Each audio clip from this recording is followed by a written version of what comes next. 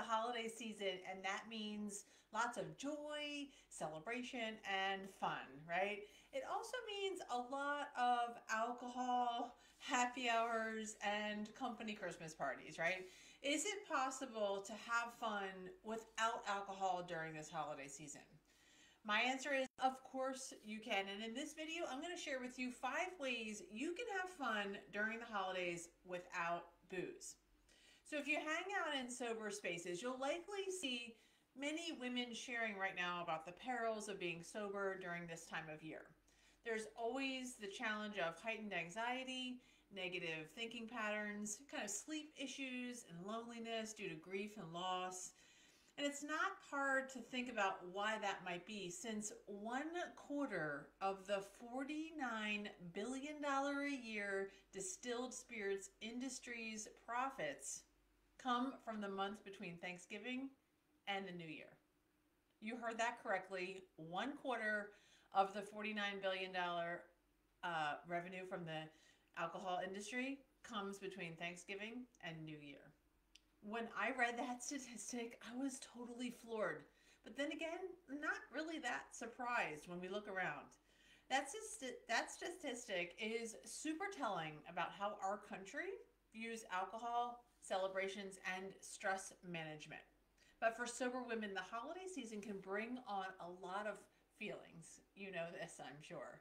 Whether you're new to the concept or you've been sober for many years, life's challenges are an equal opportunity experience for all of us. I've heard women say things like, the holiday Christmas party's coming up, and every year I totally dread it. I feel so uncomfortable around that much drinking.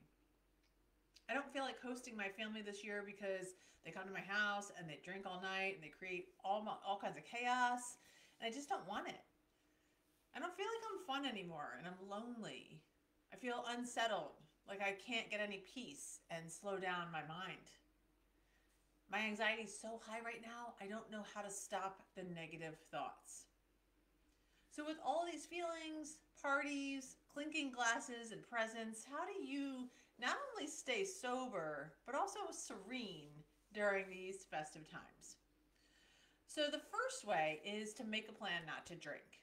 Now, I know this sounds kind of obvious, especially if you've been sober for a while, but I want you to go into every situation where alcohol is going to be present with the concept of not drinking in the front of your mind. Your addiction has made you believe and feel like you've been conditioned to automatically link fun to alcohol. But in fact, you've probably heard someone say, if there's no drinking, it's not going to be fun. So while this argument can be convincing at times, it is definitely not a universal rule. And if you've been sober a little while, you know this to be true.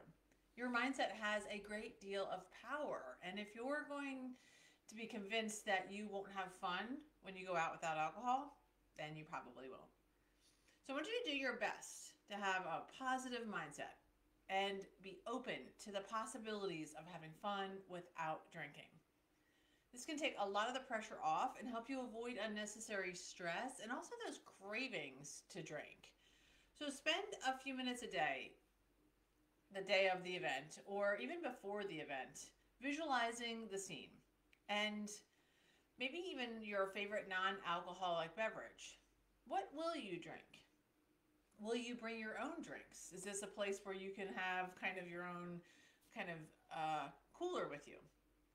Bring up all of the sights and sounds that will be around you. What will the environment be like? Will it be loud and festive? Will it be a home where there's Christmas music playing and lots of food and family?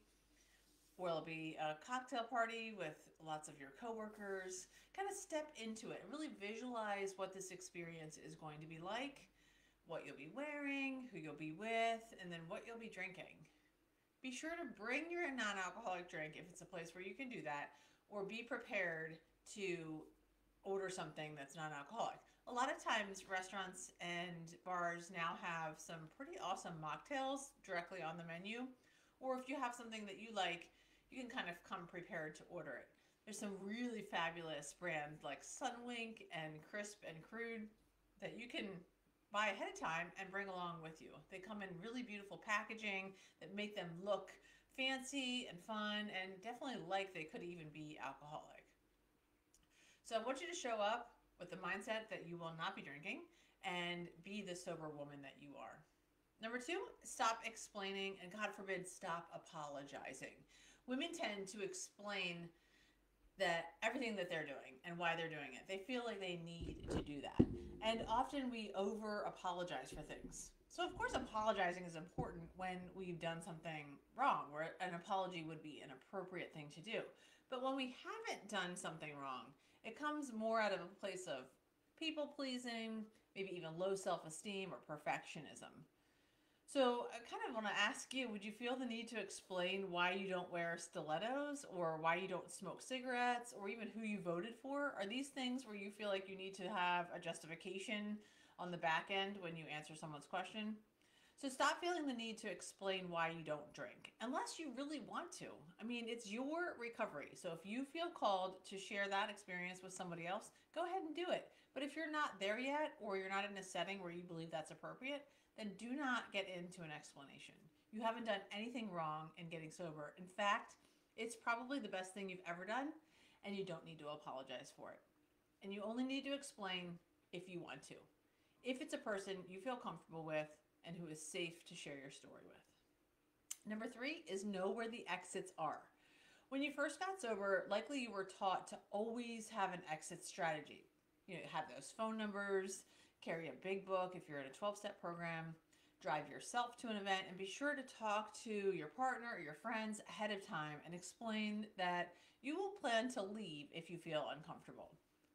This is going to take a little bit of forethought, right? So put a little bit of thought into what your plan is going to be, and then make sure you communicate that with those closest to you or who might be with you at the event so that you can ask for help at the last minute if you need to.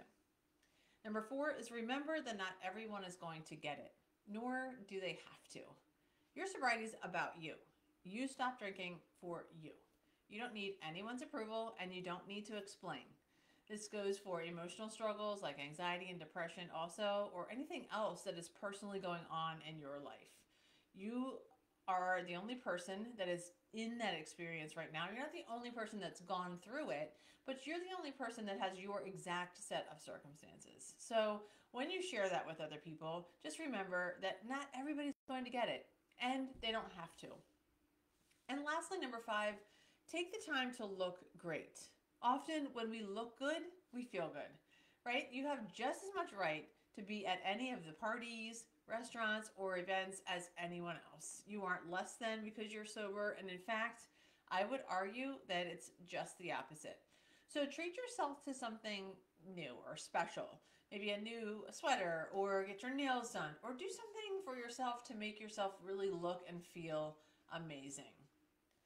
So these are the 5 ways that I want you to practice this holiday season to have fun without booze. If this feels good to you and natural, I want you to come on over and join me for even more fun on the Confident Sober Women podcast. There's over 100 episodes that you can listen to over this holiday season. I'm on a break right now, but we will be coming back in the beginning of 2023 to serve you with a ton more experts and content on all things having to do with building confidence and uncovering the lies you believe.